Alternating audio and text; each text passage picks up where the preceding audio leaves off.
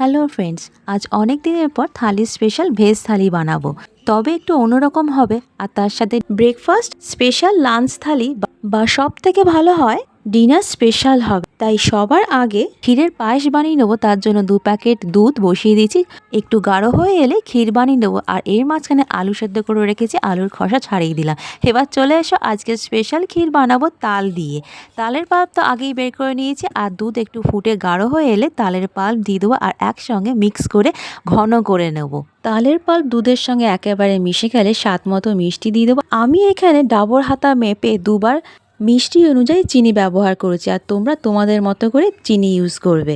বেশ ভালো করে একসঙ্গে মিশিয়ে নেব। আর চিনি গলে গেলে আর তার সাথে সাথে চালের ক্ষীর ফুটতে শুরু করবে, তখন একটু স্বাদ মতো অল্প করে একটু নুন দিয়ে দিলাম, টেস্টে নুন মিষ্টির ব্যালেন্স বজায় থাকার জন্য। আর এখানে তালের ক্ষীর গাঢ় করে নেওয়ার জন্য 2 চামচের মতো চালের গুঁড়ো বা গোবিন্দভোগের চালের গুঁড়ো মিশিয়ে দিলাম একসাথে। বেশ গাঢ় হয়ে উঠবে, ঘন হয়ে উঠবে, তাড়াতাড়ি রেডি হয়ে আসবে তালের ক্ষীর। আর এইভাবে ফুটতে শুরু করে দেবে। আর এইভাবে তালের ক্ষীর ঘন হয়ে আসবে, নামিয়ে রেখে দেবো আলাদা করে ঠান্ডা হওয়ার জন্য। আর অন্যদিকে আরও একটা রেসিপি, মানে সেকেন্ড রেসিপি বানিয়ে নেব ভেজ থালির জন্য দই আলু। তার জন্য প্রথমেই 1 চামচের মতো ঘি গরম করে নেবো প্যানে, আর দিয়ে দেবো হাফ বাটির মতো বা হাত মতো কাঁচা বাদাম ফ্রাই করে নেবো ঘিতে। আর তার সঙ্গে বাদাম ফ্রাই করা হয়ে যাবার পর ফোড়নে দিয়ে দেবো 1 চামচের মতো কালো সর্ষে, কারি পাতা দিয়ে বেশ ভালো করে নেড়ে চেড়ে ফ্রাই করে নেবো। আর দিয়ে দেবো তার সাথে 1 চামচের মতো পেস্ট করে রাখা আদা ভালো করে কষে নেওয়ার পর যখন কাঁচা গন্ধ চলে যাবে, তখন হাফ চামচের মতো হিং পাউডার দিয়ে দেবো। বেশ ভালো করে একসঙ্গে মিশিয়ে নেব। একসঙ্গে মিশানো হয়ে যাবার পর দিয়ে দেবো ঝাল অনুযায়ী কাঁচা লঙ্কার কুচি। আমি এখানে ঝাল অনুযায়ী কাঁচা লঙ্কা নিয়েছি 5 থেকে 6 পিসের মতো, তোমরা তোমাদের মতন ঝাল ইউজ করবে। আর তার সাথে দিয়ে দেবো বয়েল করে রাখা মটর ডাল হাফ বাটির মতো। এখানে মটর সেদ্ধ করে রাখা মটর ডাল বা কাঁচা বাদাম দেওয়ার একটাই কারণ, এই দই আলুর আলাদা করে একটা টেস্ট এনে দেয়, আর খেতেও বেশ ভালো লাগে।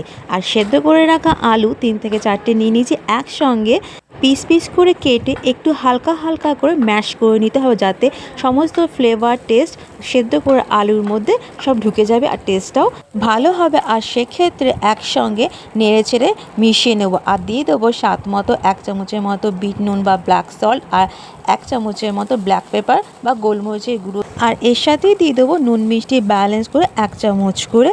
এইবার ভালো করে সব একসঙ্গে মিশিয়ে নেওয়ার পর দই আলুর জন্য স্পেশাল টক দই হাফ বাটির মতন ফেটিয়ে দিয়ে দিলাম, আর একসঙ্গে নেড়ে চেড়ে মিশিয়ে নেবো। বেশ ভালো করে কষে নিতে হবে। আর দিয়ে দেবো হাফ বাটির মতো জল। আজকের এই দই আলুর রেসিপি ঝোল হবে না, হালকা গ্রেভি হবে, তাই জন্য অল্প করে জল দিয়েছে। আর ফুটে উঠলে নামাবার আগে গন্ধরাজ লেবুর রস ছড়িয়ে দেবো, এতে টেস্টও দারুণ আসবে। আর দিয়ে দেবো তার সাথে নামাবার আগে ধনেপাতা কুচি ছড়িয়ে দিলে রেডি হয়ে যাবে আজকের স্পেশাল দই আলুর রেসিপি। একবার হলেও এই দই আলুর রেসিপি ট্রাই করে দেখতে পারো, দারুণ লাগে খেতে, টেস্টও অন্যরকম লাগে। আর দ্বিতীয় মানে থার্ড রেসিপি হলো সাবুর পরোটা। তার জন্য সাবু ওভারনাইট ভিজিয়ে রেখে দিয়েছিলাম একদম শুকনো ঝরঝরে করে। আর তার সাথে মিশিয়ে নেবো 2টো আলু গ্রেট করে রাখা সেদ্ধ, আর তার সঙ্গে মিশিয়ে নেব 2 চামচ করে গোলমরিচের গুঁড়ো, 2 চামচ করে ভাজা মশলার গুঁড়ো, ধনে জিরে আর মৌরি। আর তার সঙ্গে দিয়ে দেবো স্বাদ মতো নুন, চিনি, গন্ধরাজ লেবুর রস, চিলি ফ্লেক্স, ধনেপাতা কুচি আর কারি পাতা কুচি। আর তার সঙ্গে দিয়ে দেবো কাঁচা লঙ্কার কুচি দিয়ে একসঙ্গে বেশ ভালো করে মিশিয়ে নেব। আর এর সাথে মিশিয়ে নিচ্ছি আগেই আদার কুচি 2 চামচের মতো, বলতে ভুলে গেছি, এখন বলে দিলাম। এইবার পরোটা ফ্রাই করে নেব, তাই জন্য তাওয়া ভালো করে গরম করে নেব, আর 2 ফোঁটা তেল ছড়িয়ে সাবুর পরোটা ফ্রাই করে নিতে হবে। তবে এই পরোটা ফ্রাই করা একটু আলাদা নিয়ম আছে, একটু ভালো করে দেখবে আর ফলো করবে। সাবুর পরোটা যেহেতু অনেক নরম হয়, তাই বেলা তো যাবে না, তাই হালকা হালকা করে উল্টে পাল্টে ফ্রাই করে নিতে হবে খুব সাবধানে। এবার বলে দিই প্রথম থেকে কিভাবে সাবুর পরোটা বানাবে। প্রথমে হাত একটু ভিজিয়ে নিয়ে সাবুর পরোটা যে ডো বানিয়েছি, সেই হালকা হালকা করে গোল গোল চ্যাপটা চ্যাপটা করে শেপ দিতে হবে। আর পুরোটাই করতে হবে ভিজে হাতে বা জল হাতে, তাহলে ভালোভাবে সাবুর পরোটা তৈরি হয়ে যাবে। প্রথম সাবুর পরোটা গোল হতে চাইবে না, কিন্তু তার পরের পরোটাগুলো ঠিক আস্তে আস্তে গোল হতে শুরু করে দেবে। আর তার সাথে তৈরি হয়ে গেল সাবুর পরোটা। আর তার সাথে সাথে আমার রেডি হয়ে গেল ভেজ থালি। সাবুর পরোটার সাথে রয়েছে তালের বড়া, দই আলু, তালের ক্ষীর আর শসা। আর খেতে হবে একদম গরম গরম, তাহলে টেস্ট লাগবে দারুণ। তাহলে আজকের এই ভেজ থালির রেসিপি কেমন লাগলো প্লিজ কমেন্ট করে জানাবে। ভালো লাগলে অবশ্যই লাইক করবে, শেয়ার অ্যান্ড ফলো করে রাখবে আমাকে। আজ তাহলে আসি, দেখা হবে আরও একটি রেসিপির সাথে। তখন তোমরা সুস্থ থেকো, ভালো থেকো, সাবধানে থেকো। Bye bye.